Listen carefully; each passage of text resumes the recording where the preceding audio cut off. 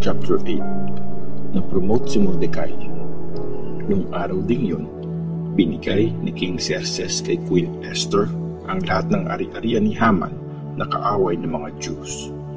Si Mordecai naman ay ginawang isa sa pinakamataas na opisyal ng hari kasi sinabi ni Esther na kamag-anak niya ito. Inalis ng hari ang singsing niya na nabawi niya kay Haman at binigay ito kay Mordecai. Tapos si Mordecai ang ginawang in charge ni Esther sa mga ari-arian ni Haman. Ang bagong request ni Esther. Tapos kinausap ulit ni Esther ang hari.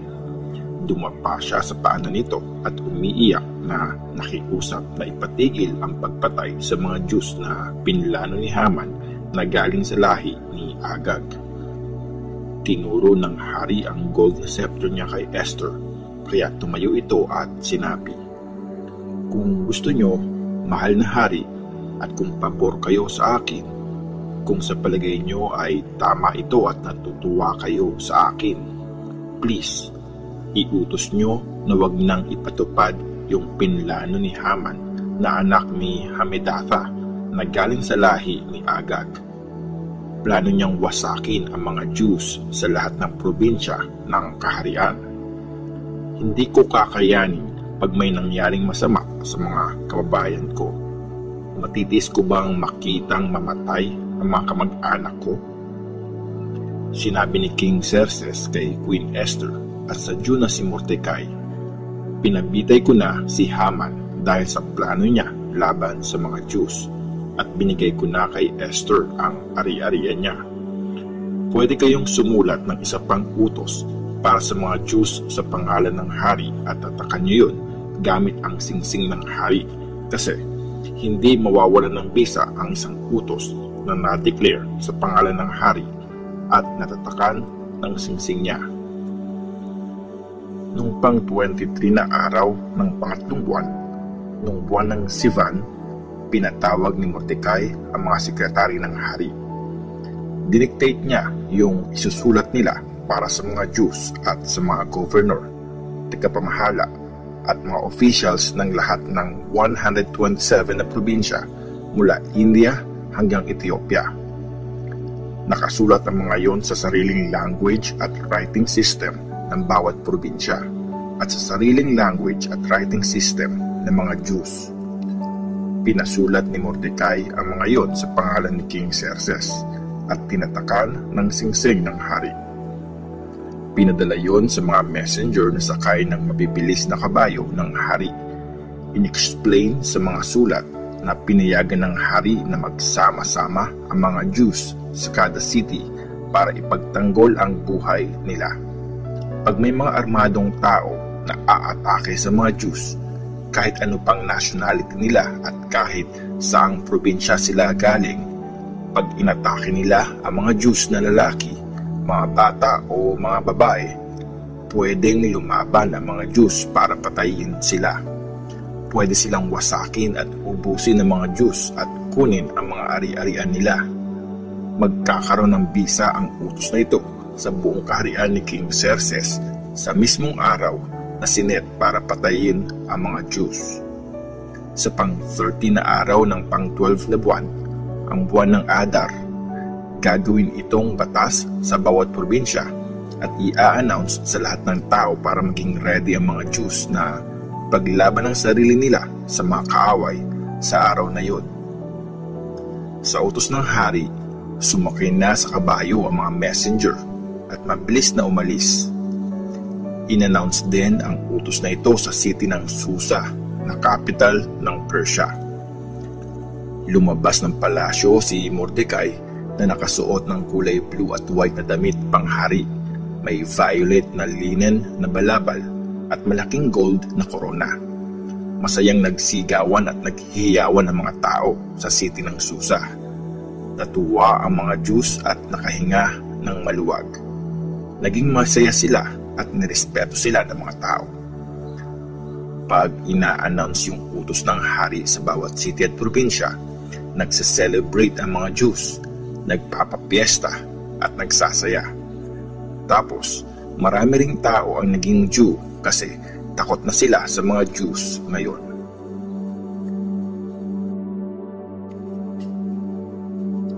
Esther chapter 9. Tinalo ng mga Jews ang mga kaaway nila. Dumating ang pang-13 na araw ng pang-12 na buwan na tinatawag na Adar. Yun ang araw na ipapatupad ang utos ng hari na patayin ang mga Jews. Yun dapat ang araw na matatalo ng mga kaaway ang mga Jews, pero nabaligtad ang pangyayari. Tinalo ng mga Jews ang mga kaaway nila. Nagsama-sama ang mga Jews sa kani-kanilang city sa lahat ng probinsya ng kaharian at nagready silang labanan ang sinumang mananakit sa kanila. Natakot sa mga Jews ang lahat ng mga tao kaya walang lumaban sa kanila. Actually, tinulungan pa sila ng lahat ng leader ng mga probinsya, mga governor, tagapamahala at mga representative ng hari kasi takot silang lahat kay Mordecai. Alam na alam sa buong kaharian na mataas na ang posisyon ni Mordecai sa palasyo at mas nagiging powerful pa siya. So, nilusob ng mga Jews ang lahat ng kaaway nila at pinagpapatay gamit ang espada. Ginawa ng mga Jews ang gusto nilang gawin sa may galit sa kanila. Sa mismong Susa na capital city, nakapatay ang mga Jews ng 500 katao. Pinatay nila sina Parshandata, Dalphon, Aspatha, Poratha, Adalia, Aridata, Parmashta, Arisai, Ariday, at Vaizatha. Sila yung 10 anak ni Haman na anak ni Hamedatha at kaaway ng mga Jews. Pero hindi nila kinuha ang mga gamit ng mga yun. Nung araw din yun, nireport sa hari yung dami ng taong napatay sa Susa. Tapos, sinabi ng hari kay Queen Esther, sa Susa pa lang, 500 na ang napatay ng mga Jews, kasama na yung 10 anak ni Haman. Paano pa kaya sa ibang probinsya? May iba ka pa bang request? Makukuha mo yon. Sabihin mo lang at matutupad yon. Sumagot si Esther, kung payag kayo, mahal ng hari, hayaan niyo po ang mga Jews na gawin ulit bukas ang utos ninyo. At sana, ibitin sa pangbitay yung mga anak ni Haman. Inutos ng hari na ipatupad ito. In-announce yon sa Susa. Tapos, binitin nga ang 10 anak ni Haman. Nung 14 na araw ng Adar, nagsama-sama ulit ang mga Jews na nasa Susa at pumatay sila ng 300 pang katao sa city. Pero hindi rin nila kinuha ang ari-arian ng mga yon. Nag-gather din ang mga Jews na nasa mga probinsya para ipagtanggol ang mga sarili nila. Nakapatay sila ng 75,000 na taong galit sa kanila, pero hindi nila kinuha ang gamit ng mga yon. Nakahinga sila ng maluwag kasi wala nang banta ng kaaway. Nangyari ito nung pang-13 na araw ng Adar. Kinabukasan, pang-14 na araw ng buwan, nagpahinga sila at buong araw na nag-celebrate at nagsaya. Pero yung mga Jews sa Susa, kinabukasan pa nagpiesta kasi pumatay pa sila ng mga kaaway nung pang-13 at pang-14 na araw. Tapos nung pang-15 na araw na sila tumigil. Kaya tuwing 14th day ng buwan ng Adar, nagse-celebrate yung mga Jews na nakatira sa maliliit na bayan. Nagpipiesta sila at nagbibigay ng pagkain sa isa't isa. Ang piyesta ng Purim. Nirecord ni Mordecai ang lahat ng nangyari ito. Tapos, sumulat siya sa lahat ng Jews sa buong kaharian, malayo man o malapit, para sabihan silang i-celebrate taon-taon ang pang-14 at pang-15 araw ng Adar bilang holiday. Ito kasi yung mga araw na nakaligtas ang mga Jews sa mga kaaway nila. Ito yung buwan na in-expect nilang malulungkot sila at magluluksa. pero naging masaya sila at nag-celebrate pa. Magpipiesta sila sa mga araw na ito, magpapakasaya at magbibigay ng pagkain sa isa't isa at sa mga mahihirap. Sinunod nga ng mga Jews ang utos ni Mordecai at yearly na nila yung ginagawa. Si Haman na anak ni Hamidatha na galing sa lahi ni Agag at kaaway ng mga Jews ang nagplano ng pagpatay sa mga Jews para malaman kung kailan niya gagawin yung plano niyang pagpubos sa kanila. Ginamit niya ang palabunutan na tinatawag na Purim. Pero kinausap ni Esther ang hari, kaya sumulat ito ng utos na dapat mangyari kay Haman yung mga pinlano niya laban sa mga Jews. So, binitay siya at ang mga anak niya.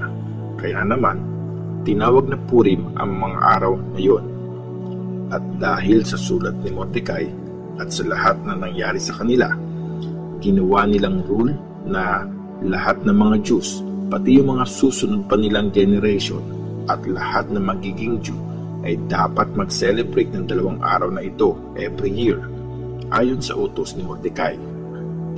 Dapat igalang ito at alalahanin ng bawat pamilyang Jew ng bawat generation sa kada probinsya at city sa habang panahon. Tapos, sumulat si Queen Esther na anak ni Abihail kasama si Mordecai para ibigay ang buong authority niya sa sulat tungkol sa Purim. Pinadala yon sa lahat ng mga Jews at binigyan ng kopya ang lahat ng 127 na probinsya sa kaharian ni King Xerxes. May pagbati doon ng kapayapaan at katapatan sa mga Jews. Tapos, nandun yung utos sa kanila at sa mga magiging anak at apo nila na i-celebrate ang Purim sa tamang araw gaya ng pagsunod nila sa rules sa pagpa-fasting at pagluluksa. Pinag-utos ito ni Mordecai at Queen Esther.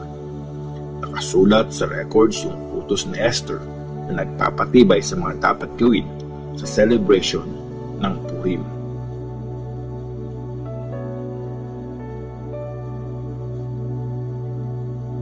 Esther chapter 10. Si King Xerxes at si Mordecai. Pinagbayad ni King Xerxes ng tax ang buong lupain at lahat ng islang nasasakupan niya. Lahat ng magaganda at magagaling na ginawa niya, pati yung buong kwento ng pag-promote niya kay Mordecai sa mataas na posisyon ay nakasulat sa official record ng mga hari ng Persia at Media. Ang Jew na si Mordecai ang pangalawa sa may pinakamataas na posisyon next kay King Xerxes. Ginagalang siya at gustong-gusto ng mga kapwa niya Jew. Ginagawa niya ang lahat para sa kapakanan ng mga kababayan niya at para sa ikabubuti nilang lahat.